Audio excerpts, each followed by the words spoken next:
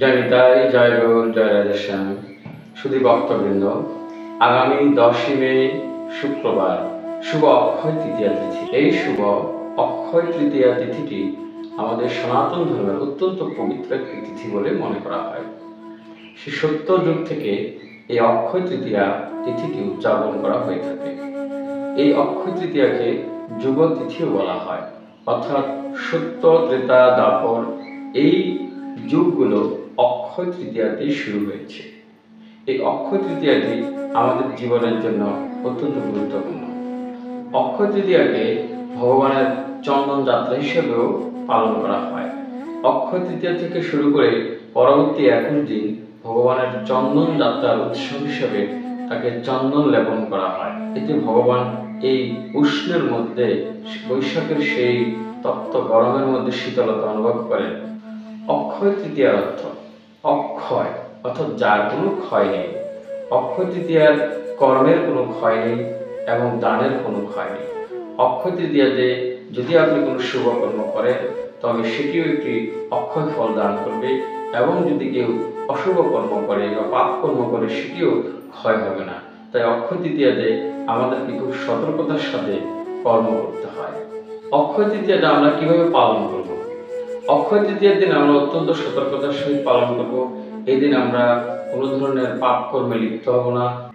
অক্ষয় তৃতীয়া বৈশাখ চান্দ্র মাসের একটি তিথি। এটি বৈশাখ মাসের শুক্লপক্ষের তৃতীয়া তিথিকে বলা হয়। এই তিথিতে সাধারণত পুণ্য কর্ম করতে হয়। এই তিথিতে আমরা সারাদিন হরিনাম জপ কীর্তন করে আমরা অতিবাহিত করব। অক্ষয় তৃতীয়াতে আমরা গোবিন্দের চরণে ফুল চন্দন দিয়ে তার অর্চন করব, এবং অক্ষয় তৃতীয়াতে আমরা ভগবানের গুণগান কীর্তন করে দিনটি অতিবাহিত করার চেষ্টা করব। অক্ষয় তৃতীয়ার মাহাত্ম্য। অক্ষয় তৃতীয়াতে যদি কোনো কর্ম করা হয় সেটি অক্ষয় হয়ে যায়। অক্ষয় তৃতীয়াতে বিষ্ণুর ষষ্ঠ অবতার পরশুরাম ভগবান আবির্ভূত হয়েছিলেন। এই তিথিকে পরশুরাম জয়ন্তীও বলা হয়। যেহেতু পরশুরাম এই অক্ষয় তৃতীয়াতে আবির্ভূত হয়েছেন, তিনি চিরঞ্জীব হিসাবে পরিগণিত হন। তিনি এখনো এই পৃথিবীতে চিরঞ্জীব হিসাবে বাস করছেন, যিনি তার কর্ম বলে, তার ভুজ বলে 30 বার নিক্ষত্রিয় ধরনী করেছিলেন। অক্ষয় তৃতীয়াতে সূর্য বংশের প্রতাপশালী রাজা ভগীরথ মাতা গঙ্গাকে পৃথিবীতে এনেছিলেন তার পূর্বপুরুষের উদ্ধারের জন্য।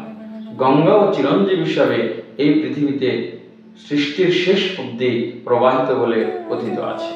এই অক্ষয় তৃতীয়া তিথিতে গণেশ ব্যাসদেবের মুখ থেকে শ্রবণ করে মহাভারত রচনা শুরু করেছিলেন। এই তিথিটি এতই পবিত্র, ব্যাসদেব মহাভারত রচনার জন্য এই তিথিটিকে বেছে নিয়েছেন। কথিত আছে যতদিন ভগবানের সৃষ্টি থাকবে ততদিন মহাভারতের এই অমর বাণীগুলো বেঁচে থাকবে। এই অক্ষয় তৃতীয়া তিথিতে ভগবান শিব ঠাকুর কুবেরকে ঐশ্বর্য প্রদান করেছিলেন।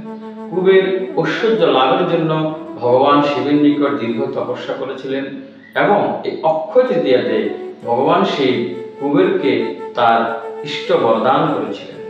এই জন্য কুবের অক্ষয় ধন লাভ করেছেন। এই জন্য কুবেরের ধনের কোনো ক্ষয় হয় না, তিনি লক্ষ্মীর সমান ঐশ্বর্য লাভ করেছেন।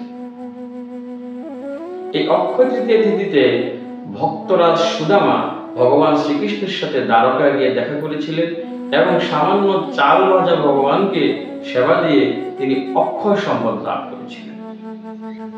এই অক্ষয় তৃতীয়া তিথিতে দুঃশাসন একটি অপকর্ম করেছিলেন। তিনি দ্রৌপদীর বস্ত্রহরণ করার চেষ্টা করেছিলেন। এই অপরাধের কারণে তার পাপ অক্ষয় হয়ে গেছে, যার দরুন তাকে যুদ্ধে পরাজয় লাভ করে দুঃখ ভোগ করতে হয়েছে। এই অক্ষয় তৃতীয়া তিথিতে পুরীধামে ভগবান শ্রী জগন্নাথের রথযাত্রার রথের কার্যক্রম, রথ নির্মাণের কার্যক্রম শুরু হয়। কেদারনাথ এবং বদ্রীনাথ তীর্থের যাত্রা 6 মাস বন্ধ থাকে। অক্ষয় তৃতীয়া তিথিতে এই কেদার এবং বদ্রী যাত্রা শুরু হয়।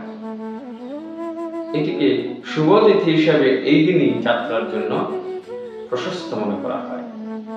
সুধীবৃন্দ, অক্ষয় তৃতীয়া তিথিতে আমরা ভগবানের ভজন কীর্তন অর্চন বন্ধন জপের মাধ্যমে অতিবাহিত করব। আমাদের সুকৃতি যেন অক্ষয় হয় সেই চেষ্টা আমরা করব। কোনো ধরনের পাপ কর্ম, পরনিন্দা, পরচর্চা আমরা করার চেষ্টা করব না, সাধুসঙ্গ করার চেষ্টা করব। জয় নিতাই, জয় গৌর, জয় রাধেশ্যাম।